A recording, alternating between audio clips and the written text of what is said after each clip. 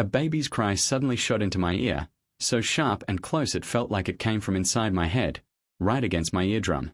The sound burst through me, rupturing something deep within.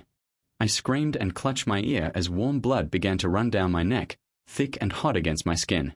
Still half bent over, I stared at the bed. The lump under the blanket was moving again, slowly rising and falling as if it were breathing. I didn't have my bat. I'd dropped it somewhere near the closet, and my phone was my only weapon left. I grabbed it, but the screen was dead, black, reflecting only my shaking face. Panic took over. Without thinking, I hurled it at the bed. The second it hit, a pale, bony hand shot out from beneath the blanket, impossibly fast. It snatched the phone midair and slammed it down onto the floor, the crack of shattering glass echoing through the room. Then came the sounds again, high-pitched, gurgling baby noises, layered and distorted, as if dozens of tiny throats were crying all at once from inside the mattress. Suddenly, the blanket began to bulge and writhe.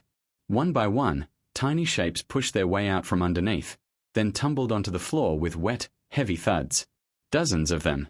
Ash-white babies, their skin almost translucent under the light, eyes sealed shut yet still crying, each sound piercing and unnatural. They began crawling toward me, their little limbs jerking in unnatural rhythm, their cries overlapping into a deafening chorus. I stumbled back, kicking at the floor, but they were too many.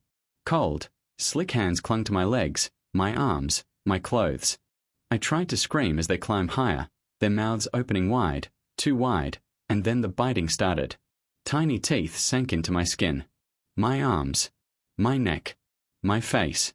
I swung and thrashed, but they just kept coming, the room echoing with the shrill, endless sound of crying. And then, everything stopped. The sound. The movement. The pain. The room was still. The biting, the screaming, all of it, gone.